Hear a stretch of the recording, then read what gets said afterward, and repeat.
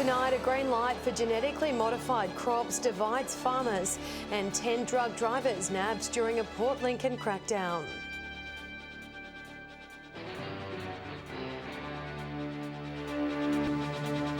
With the latest from around the region, your nightly news with Louise Hedger begins now. Good evening. Regional farmers say government decision to lift the ban on genetically modified crops will increase their profits as they battle the drought. But the move does have its critics, with some still concerned about the environmental risks. Garth Burley has more. It's been banned since 2003, but in 6 weeks' time, South Australia could become just the 5th state in the country to allow the production of genetically modified crops. The state government this week announcing plans to give farmers a choice to use the modified strains for next season. It doesn't mean that GM's going to be the be-all and end-all, but certainly to have that choice is huge for us. The move will affect all of the mainland, while the ban will remain in Kangaroo Island, which has significant international export ties. Kimber farmers say the new strain of crops will improve weed control, ultimately reducing costs caused by the economic hardships of the drought. We're not getting the rain, so we need profitability per hectare and best use of the available moisture we've got. The move comes months after an independent review into the effects of the GM ban found the state's farmers had missed out on an estimated $33 million in benefits since the strict regulations took effect 16 years ago. It's about giving our grain growers and our primary industries the choice. A deal was signed before the last state election 2 years ago to extend the ban until 2025. But critics such as Bob Phelps say the original agreement was supported by a majority of farmers and should be honoured. Most of them reject the introduction of GM canola. He's also worried about the potentially dangerous effects of the modified crops. We do know that some varieties of genetically manipulated soybean, corn and canola do harm experimental animals. A sentiment rejected by farmers. I don't think there is environmental risks associated with GM canola. The public will have until the end of September to give feedback before a decision is made. Port Lincoln police have detected 10 drug drivers on the roads in the space of 5 days as part of a blitz in the township. 4 drivers allegedly tested positive for cannabis, while 6 drivers tested positive for methamphetamine.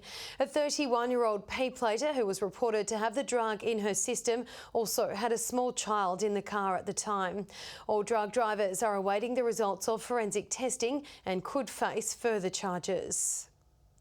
Federal Resources Minister Matt Canavan will travel to both Kimber and Hawker this week to meet with communities over the proposed nuclear waste facility. The minister will discuss ongoing project developments, including plans to increase the size of the land surrounding the facility. It's set to provide 45 full-time jobs, but some are worried the facility will create environmental and cultural damage to the region. A meeting is scheduled for Hawker on Wednesday and on Thursday in Kimber. Port Augusta's Miriam High Special Needs Centre will close its doors at the end of September after years in limbo. The council forced to make the tough decision after changes to the NDIS saw a drop in the number of students using the centre. Last year, the 36-year-old centre was put on the market but could not attract any viable buyers. The council says it's working with families to ensure a smooth transition to other services. Organisers of the Silver City Cup say the racing event is in no danger of being cancelled in 2019. The statement comes after the deadline to register the day was missed, raising concerns about its future. Slow out of the blocks now racing to fix the problem. We have done it properly, but we should have done it earlier. Unfortunately, we were late. There's some rules in place. The Silver City Cup looks set for the green light despite a mix-up with the event's registration. The racing club missed the deadline to enter the Cup's dates, but they're now in talks with Racing New South Wales. They're a great institution. They're looking into it.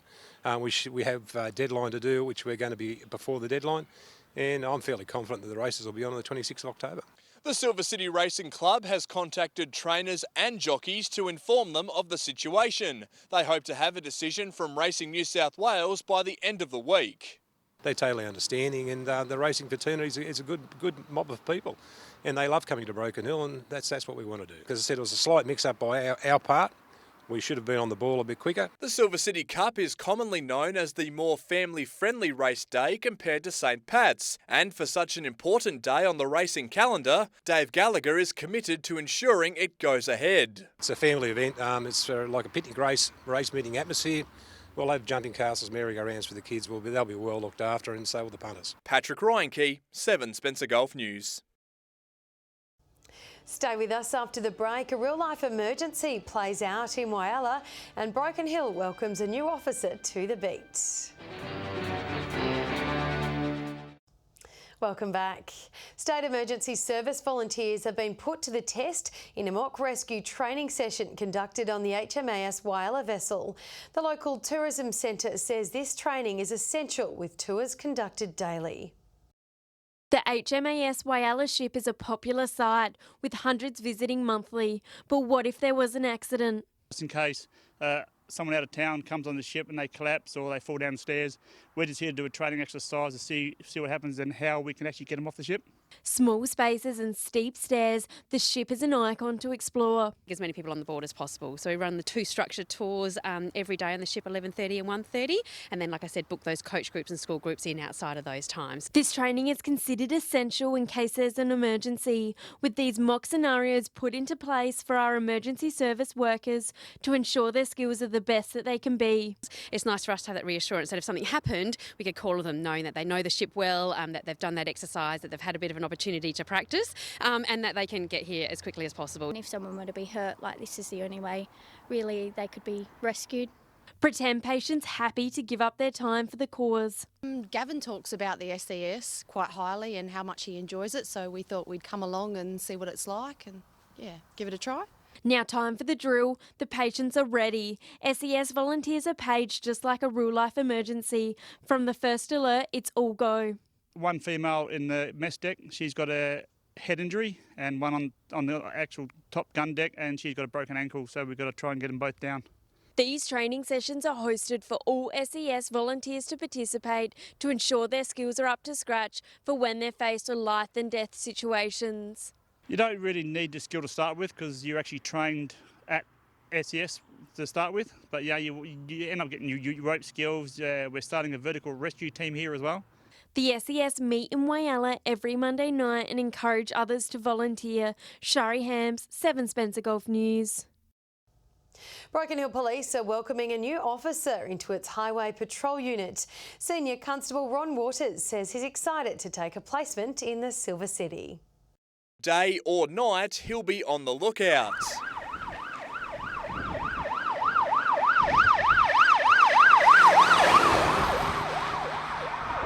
Senior Constable Ron Waters joined the New South Wales Police Force in 2003. Starting off in a general purpose role, he's now specialised in the Highway Patrol Unit. Education is a big part of it, forming positive relationships with the community. He only recently started his tenure in the Silver City but has already taken part in a statewide police operation. Across the weekend, local police conducted over 800 random breath tests, setting up mobile stations and performing traffic stops. Here at Barrier PD we've been quite lucky. We've recruited a number of experienced traffic officers from the metropolitan area. The new member says highway patrol units can come across as intimidating. He hopes to break that stigma and be a member of the community. When we talk to people is a big factor in how they perceive us. Having a positive in contact with police is always, they go away thinking that it wasn't that bad. Patrick Ryankey,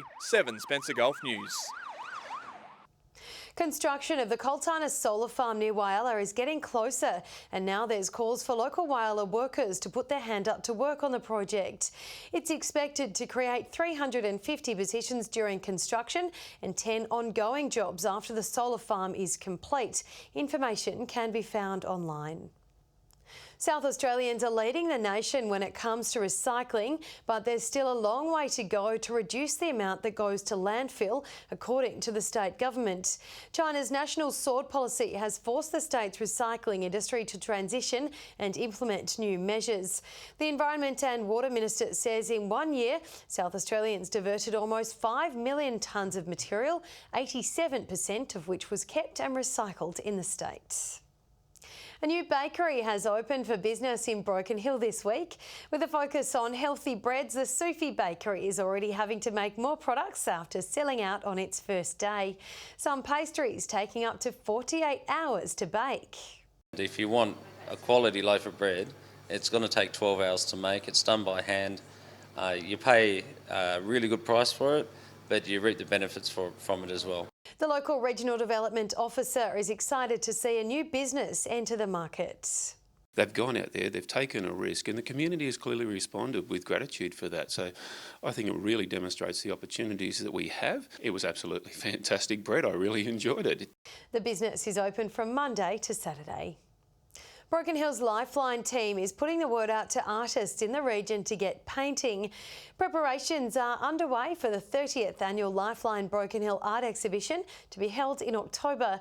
A percentage of all artwork sold on the night go to Lifeline to provide services in the Far West.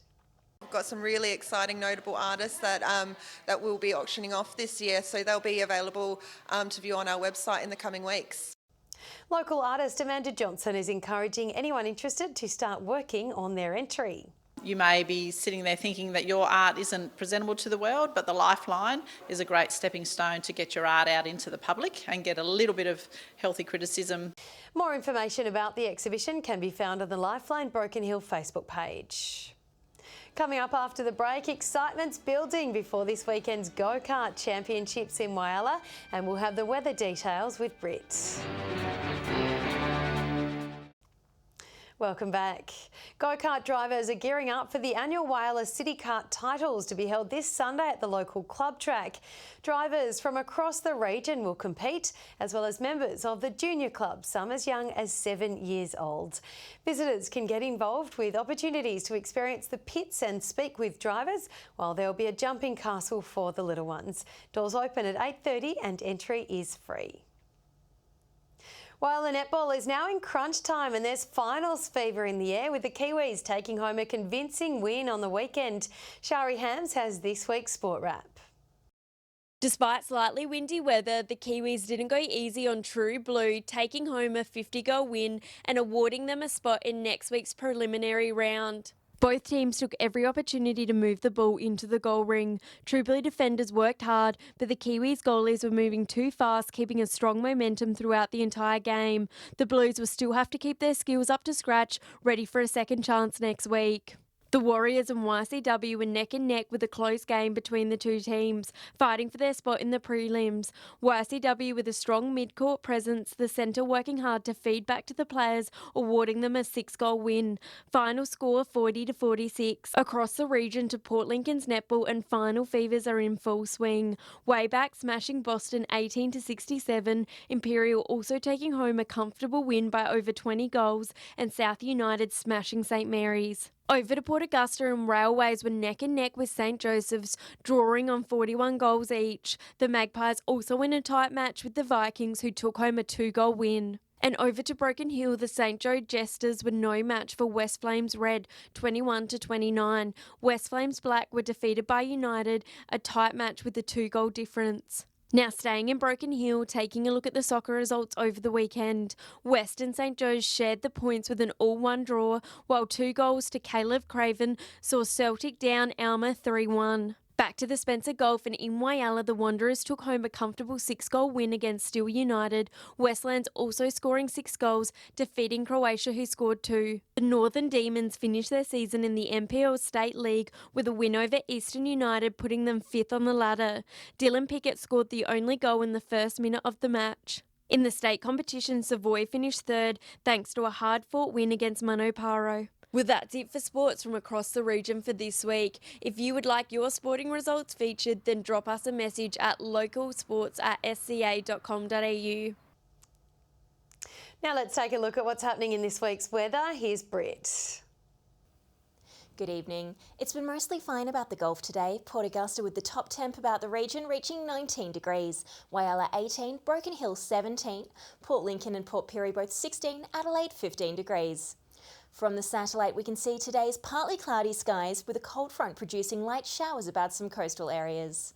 Moving on to tomorrow now, westerly winds on the Gulf waters at 15 to 20 knots with seas up to 1.5 metres.